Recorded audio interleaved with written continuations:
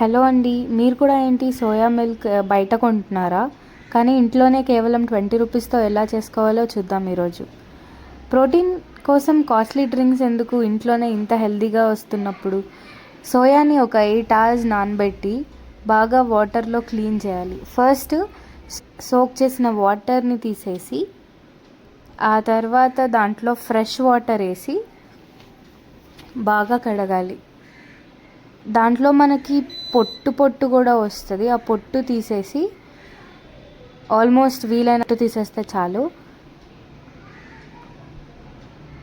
చూసారా, పొట్టు సపరేట్గా కూడా వచ్చేస్తుంది. ఇంకోసారి వాటర్ వేసి క్లీన్ చేస్తే ఆ తర్వాత మిక్సీ జార్లో కొంచెం నానబెట్టిన సోయా వేసి కొంచెం వాటర్ వేసి మిక్సీ కొట్టేస్తే మనకి సోయా మిల్క్ హాఫ్ రెడీ అయిపోతుంది. అండ్ తర్వాత మనం ఇప్పుడు ఒక బౌల్ తీసుకొని ఆ బౌల్కి ఒక వైట్ క్లాత్ పెట్టి, క్లీన్గా ఉన్న వైట్ క్లాత్ పెట్టేసి దాంట్లో ఈ మనం మిక్సీ చేసుకున్న సోయా వాటర్ వేసేస్తే పేస్ట్ అంతా వేసేసి ఇప్పుడు దాన్ని అంతా మనం ఫిల్టర్ చేయాలి. సో అంతా అలా పట్టుకొని స్క్వీజ్ చేస్తే మిల్క్ వస్తుంది.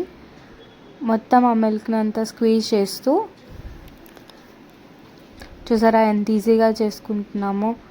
ఫుల్ అంతా స్క్వీజ్ చేసేస్తే ఇప్పుడు అంతా వచ్చేస్తుంది. సో ఇప్పుడు దాన్ని మనము ఇంకా మిగిలిన పల్ప్ ఉంటుంది కదా, ఆ పల్ప్ని కూడా వేస్ట్ చేయాల్సిన పల్ప్ని కూడా మనం తీసుకెళ్ళి ఇంకొకసారి కొన్ని వాటర్ వేసి మళ్ళీ మిక్స్ చేయొచ్చు. సో మిక్స్ చేసి సేమ్ ప్రాసెస్ స్క్వీజ్ చేసి వాటర్ని అంతా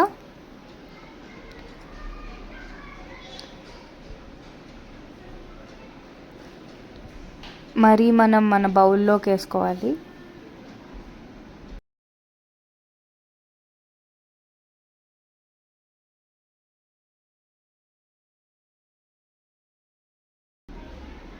తర్వాత ఈ పల్పుని మనము వేస్ట్ చేయకోకుండా ఒక బౌల్లో వేసేసుకుందాం.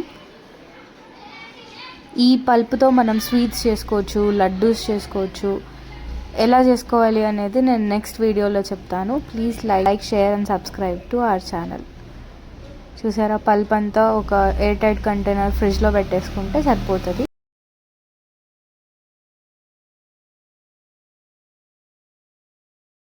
అండ్ ఇప్పుడు మనం ప్యాన్ తీసుకొని బాగా హీట్ అయిన తర్వాత ఫిల్టర్ పెట్టుకొని ఇలా మనకు వచ్చిన పాలు మొత్తం వేసేసుకొని ఫిల్టర్ పెట్టుకుంటే ఇంకా ఏమన్నా ఫిల్టర్ అవ్వనివి వచ్చేస్తాయి అన్నమాట.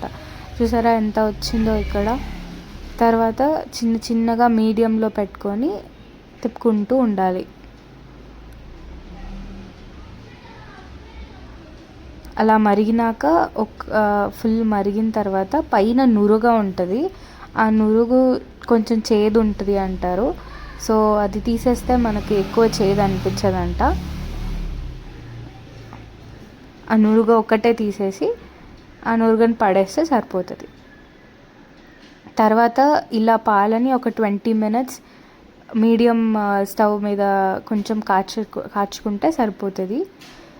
ఆ తర్వాత ఇప్పుడు చల్లారాలి, బాగా వేడిగా ఉంటాయి. వేడిగా ఉన్నప్పుడు ఎయిర్ టైట్ కంటైనర్లో కానీ గ్లాస్ జార్స్లో కానీ వేయకూడదు. కాబట్టి మంచిగా కొంచెం ఆరిన తర్వాత ఇలా ఒక గ్లాస్ జార్ తీసుకొని, లేదా మనం నార్మల్ బాటిల్లో కూడా వేసుకోవచ్చు.